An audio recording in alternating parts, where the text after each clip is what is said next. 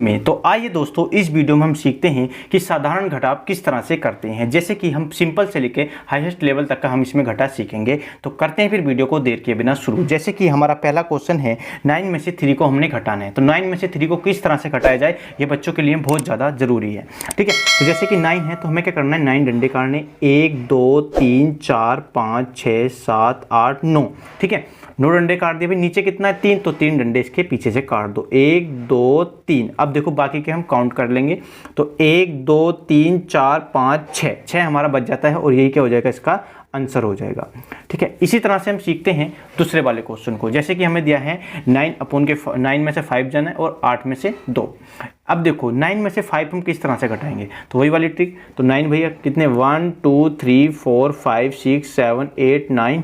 ठीक है, 1 2 3 4 5 6 7 8 9। ठीक है, 9 हो जाता है। 9 में से 5, 1 2 3 4 5, बाकी कितने बच जाते हैं, 1 2 3 4।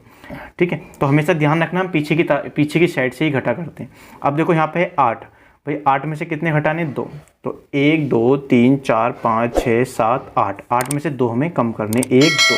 बाकी कितने बच्चे, 1 2 3 4 5 6, 6 हमारे बच जाते हैं और यही क्या हो जाएगा, इसका आंसर हो जाएगा।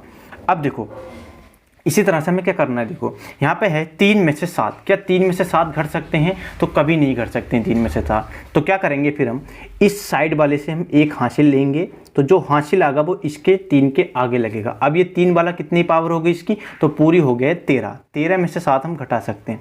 तो देखो 13 में से 7, 1 2 3 4 5 6 7 8 9 10 11 12 13। 13 में से कितने कम करने, 7। तो 1 2 3 4 5 6 7, कितने बच्चे, 1 2 3 4 5 6, 6 हमारे बच जाते हैं।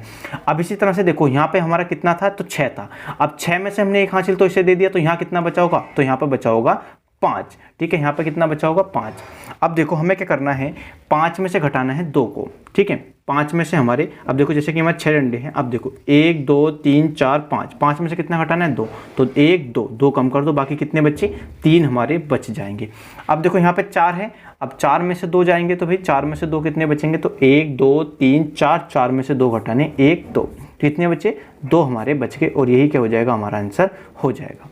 अब इसी तरह से देखो ये 3 है, ये 0, 0 में से क्या 3 में से 0 जा सकता है, हाँ बिल्कुल जा सकता है, क्योंकि 3 में से 0 गया तो 3 ही आ जाएगा। इसी तरह 0 में से 0 गया तो 0 ही आएगा, 0 में से 0 गया तो 0 आएगा। और इसी तरह 7 में से अगर 2 जाएंगे तो कितने बचेंगे, हमारे 5 हमारे बच जाएंगे और यही क्या हो जाएगा, हमारा आंसर हो जाएगा। तो ये हमारे घटा के सवाल हो चुके हैं। उम्मीद है आपको घटा जरूर समझ में आई होगी। समझ में आई हो तो वीडियो को लाइक कीजिए।